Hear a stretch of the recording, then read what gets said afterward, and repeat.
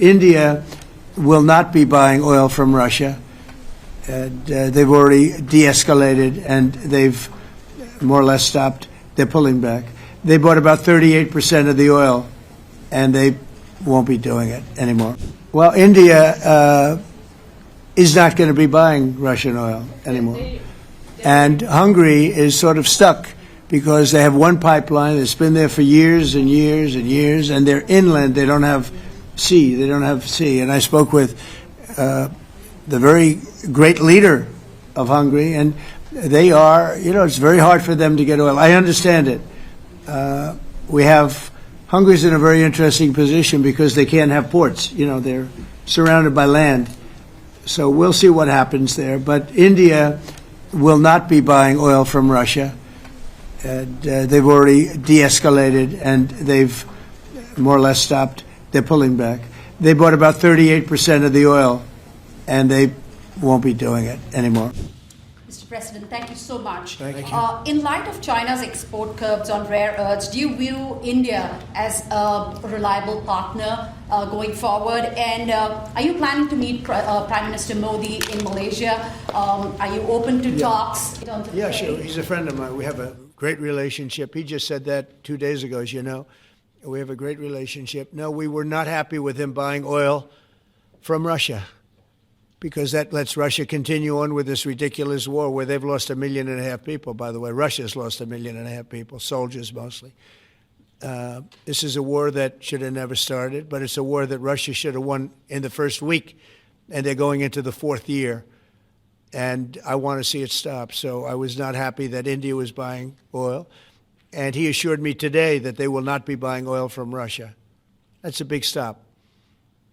Now I got to get China to do the same thing. Sergey Gore has just gotten back from India. Yeah. What were the conversations like with Prime Minister Modi? I think they were great. He reported to me that he's a great man, Modi is a great man, that he loves Trump. Now, I don't know if the word love, I don't want you to take that any different. I don't want to destroy his political career, okay? But you have to understand, I've watched India for years. It's an incredible country. And every single year you'd have a new leader. I mean, some would be in there for a few months. And this was year after year after year. And my friend has been there now for a long time. And he is. And he's assured me there will be no oil purchased from Russia. I don't know. Maybe that's a breaking story. Can I say that? Would you say? There will be no oil. He's not buying his oil from Russia. It started. You can't do it immediately. It's a little bit of a process. But the process is going to be over with soon. And all we want from President Putin is stop this. Stop killing Ukrainians and stop killing Russians, because he's killing a lot of Russians. See, on the issue of energy sourcing, we have made a statement. This was put out in the morning today. We would request you to look at that particular statement for the questions that you have.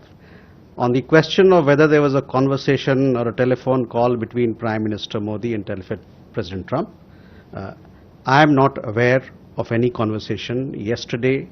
Well, we resolved 8 others. It's funny how people say that. If you get this one, every time I do one, they forget about that one. I solved 8 wars.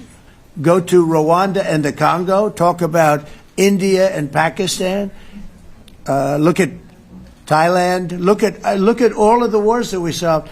And every time I solve one, they say, if you solve the next one, you're going to get the Nobel Prize. I didn't get a Nobel Prize. Somebody got it who's a very nice woman, very nice. I don't know who she is, but she was very generous. So I don't care about all that stuff. I just care about saving lives. But this will be number 9. But every time I solve one, they said, sir, if you solve one more, you're going to be known as a peacekeeper. So to the best of my knowledge, we've never had a president that solved one war. Not one war. Bush started a war. A lot of them start wars, but they don't solve the wars. They don't settle them. And especially when they have nothing to do with us. I guess just about all of these wars had nothing to do with us. But I saved tens of millions of lives. The Prime Minister of Pakistan said, I saved millions of lives in interceding on Pakistan. And you look at Pakistan and India as an example. That would have been a bad one, 2 nuclear nations, right? So I say this. This is pretty much the last one, although I do understand that Pakistan attacked, or there is an attack going on with Afghanistan. That's an easy one for me to solve if I have to solve it. In the meantime, I have to run the USA, but I love solving wars. You know why? I like stopping people from being killed, and I've saved millions and millions of lives, and I think we're going to have success with this war.